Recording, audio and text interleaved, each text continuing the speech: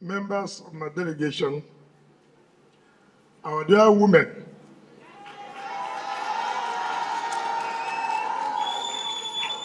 our dear youths,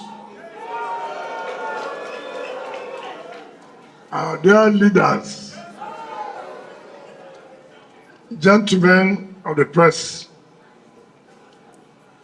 ladies and gentlemen. Let me first of all appreciate Almighty God for giving us the opportunity to be here today, to interact with you, to see how we can join hands together to solve immediate challenges that we face. Let me thank the chairman of AMAC for mobilizing our traditional rulers, our leaders, the women and the youths to be here today. I bring you greetings from His Excellency, the President of the Federal Republic of Nigeria, Ahmed Tinubu, that he identifies with you with the current challenges we face. I have therefore mandated me to speak with you to let you know that we will not abandon you. Because if this area council is not safe, then FCT is not safe. And so we are here today to let you know we are not sleeping. Security agencies are working to see that we reduce the level of insecurity in FCT. Let me thank our traditional ruler for your speech, being bold, being courageous, and being able to tell us the simple truth. We must not politicize the issue of security. It's unfortunate that instead of people to rub minds together on how they will contribute, on what they can tell the government, ideas on how we can solve the problems, all we do is to go to social media, fabricate lies, blackmail people, and begin to mislead our people. And thank God, our traditional ruler just said, he was just written online, the kind of statements that are credited to even those you least expected. It's unfortunate. Insecurity does not know who is a Christian. Insecurity does not know who is a Muslim. Insecurity does not know where you come from. It can be me today.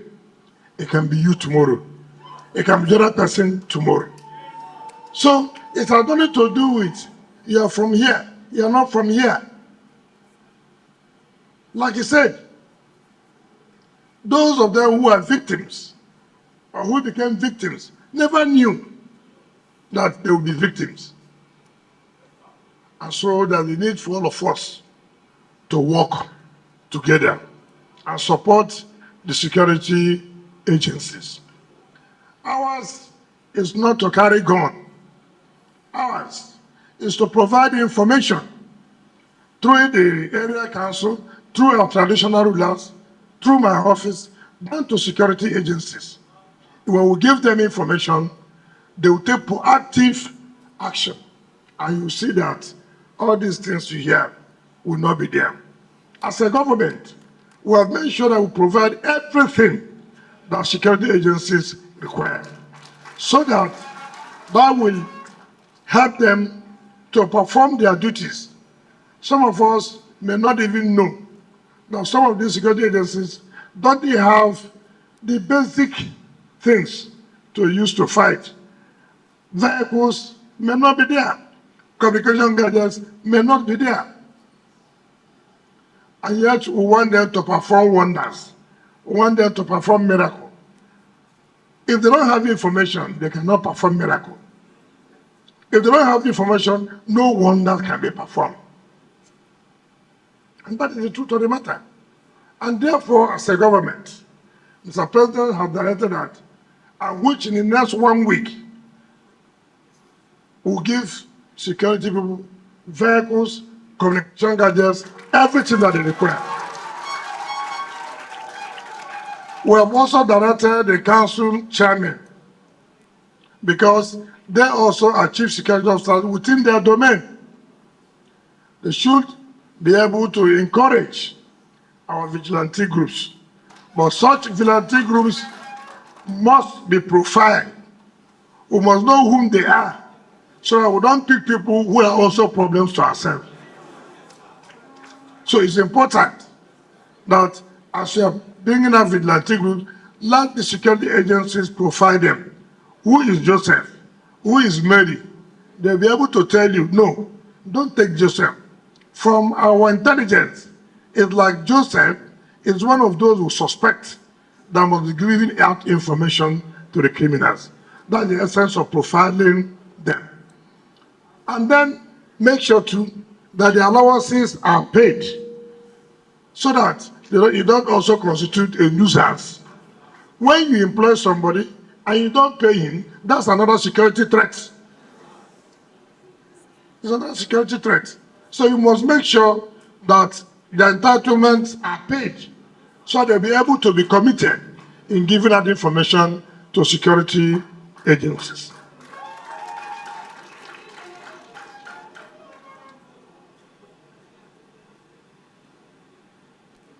In fact, the advice given by traditional ruler should even be paid. I'm surprised that council chairman holding area council security meeting cannot be said because there are no stipends to pay transport. What is transport? How much is transport? How much is transport that you will ignore security meeting? Now that you have told me,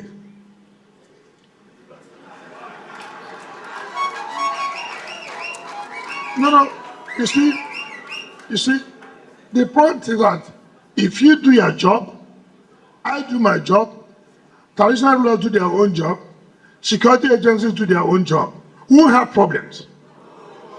We won't have problems. But if you don't do your own part, I don't do my own part, he does not do his own part, then we are bound to have problems. So, council chairman,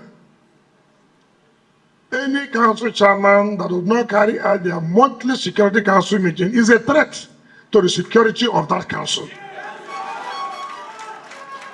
It's a threat. And therefore, I will call a meeting of all traditional rulers, I'll call a meeting of all area council chairmen, and I'll call a meeting of all security agencies, and direct that if there's no monthly meeting held in terms of security meeting, we should be let know, and we hold our council chairman responsible as a threat to the security of that area council. Because, I take for example, NUT, they are going on strike or they're on strike. Norgate, they're on strike. That in itself is a security threat. And so, we said, look, even though there are problems, direct problems to the area council, but the danger it poses affects FCT as a whole. So, and what did we do? We came and called all of them. It's okay. We have had NUT. What's the problem? We are doing all this and this. No problem. Norgate, what's your problem? We are doing all this and this. No problem. And we told area council chairman, we are ready to help. How do we help? The amount of money you are owing them, FCT will pay 40% of it. You pay the 60% of it. If you don't pay, we will deduct it as source, so that the teachers and Norgate can go back to work.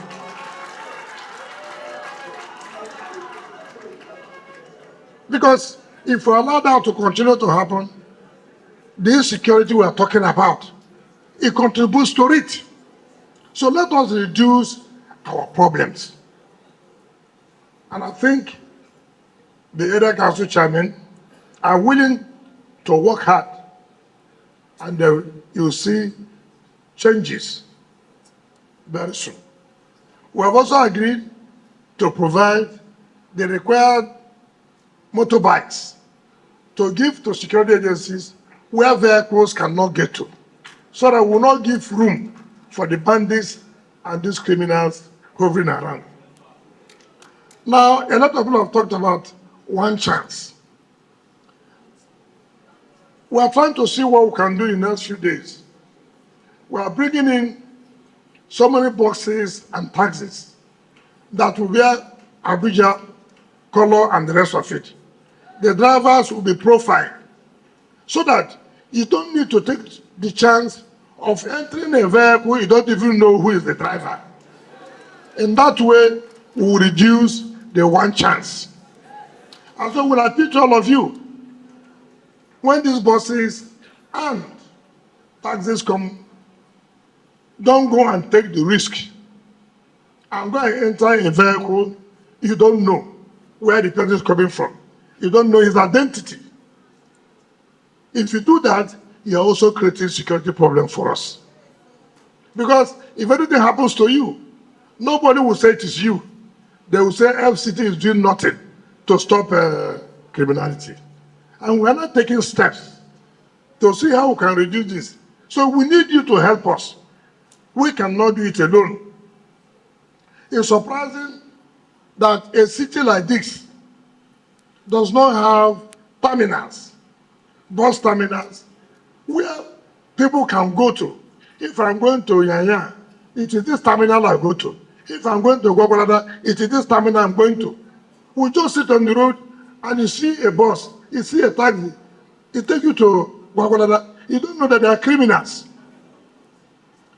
Very soon, vehicles will no longer be operating on the road as taxis or buses. We have not less than 4 terminals in FCT that will be devoted to going to areas so that nobody will have that problem that I'm going to Gwagwalada, this is the problem I have. Sometimes you miss your property in the car, you won't find it. But if you go to a terminal and they know it is this vehicle you enter, it is that driver that will be held responsible for the loss of that, whatever you have. But we need your support. Without you giving us support, we cannot succeed. Before I came here, I spoke with Mr. President yesterday, and he said, look, let us do our own part. We cannot provide security whole. God, it is God. We are just to provide the ones who can do. God will do the rest. But God cannot do the rest if you are not prepared. You know, some people say, my parents are pastors. My parents are imams. Exam will come. They will read for the exam. Then all they will wait is for the father to pray for them. If you like, let them pray as much as they can pray. If you did not prepare well, you will not pass. So also, for us here, if we don't prepare to provide the necessary logistics to the security agencies and our people, if we like, we'll go to bed, say, God Almighty, He will not answer because we have not done our own part. But when we do our own part, God counts it all. CP, I don't need to be calling you CP now. Now you have been promoted to AIG. He will soon be leaving us. Well, if it was possible to stop him, we would have stopped him. Because he's a hard-working police officer. But again, why would you stop somebody's growth? Will he continue to be CP for life? Let him grow. You don't can tell where God will send you. Whether he'll be IG one day, nobody knows. I'm not saying you are IG, so don't go and don't go and IG's position. You've heard what the chairman said. We want to go together, and I said to you, go and get your designs. The way, of course, it's not something new. You have your design in terms of police station. We do this as emergency. Building of the police stations, we do it as emergency. It's not something we will wait. No. So now that the chairman had requested police division in Takushara, let it not be that we did not listen to him. Let's build the police division there so that they can have the confidence and hope that insecurity will reduce. Chairman, I hope when they call you, be around. When I was governor, you know, as governor of the state, you have power, not as minister of FCT. As minister of FCT, I must go and take permission from the president. But as governor, I can be sleeping. I take action. Did you understand me? And heaven will not fall. But now, I cannot take action like that. So I must wait for presidential approval. Because the president is the governor, but he has delegated his power to me. But even me, exercising those powers, I have to be careful. Do you understand me? I have to be very, very careful. That's why, and when he gives you the power, you have strength. Now the roads you have said here, you know, I don't like to make promises without fulfilling those promises because the people who hold you accountable, right? One thing politicians do, which they don't understand, that people that hold them responsible. They go and say things they don't have no capacity to fulfill, just to make you happy, temporarily.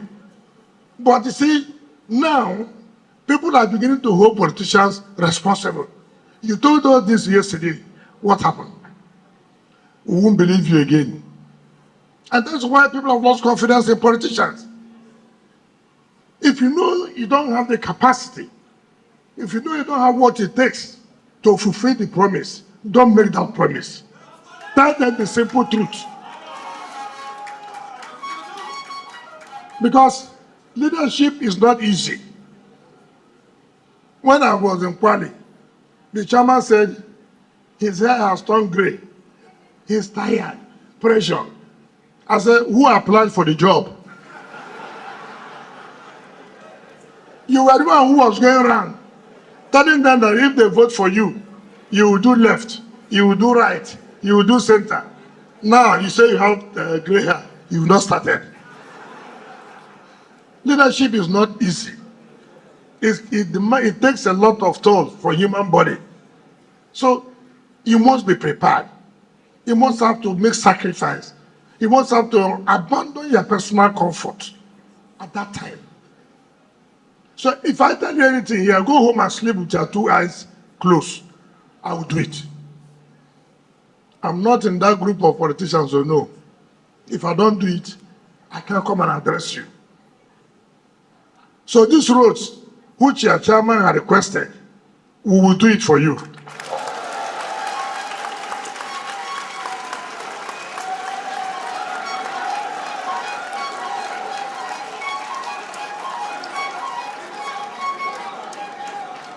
Because I believe in what you have said, that with the construction of these roads, it will reduce insecurity.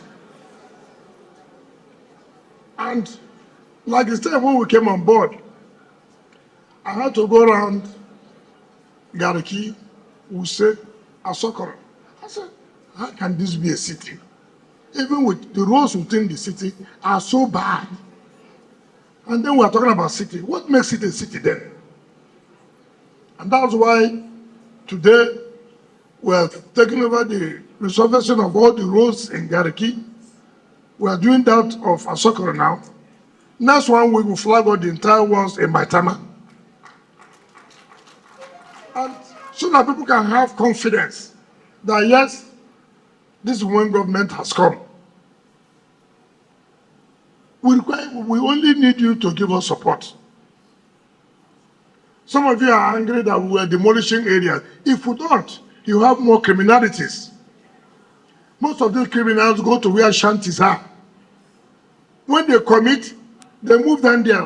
Where are you going to trace them? They have no address. They have no address. No criminal has address. Some of the informers may be here. Are you not aware? We know you are here. And we know your time has come.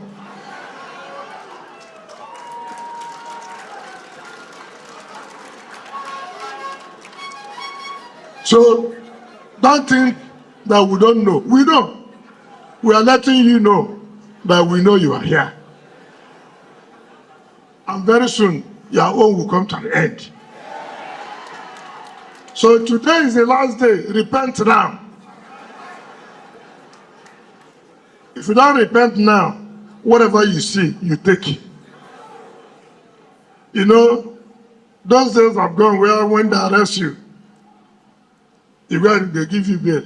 My own period, when we catch a criminal, if you like, go and bring anybody, no bail. Because we can't continue to allow this. You can't be a kidnapper and you talk about bail. It's not going to be allowed. Because government security agencies arrest you and then they charge you to go, nobody will follow up. We will follow up. But if we allow you, you come out, you begin to worry us. So the law must take its course. We'll do everything to see that you are fully prosecuted. So I thank all of you for coming. And I assure you that every directive given to me by Mr. President will be carried out to the letter.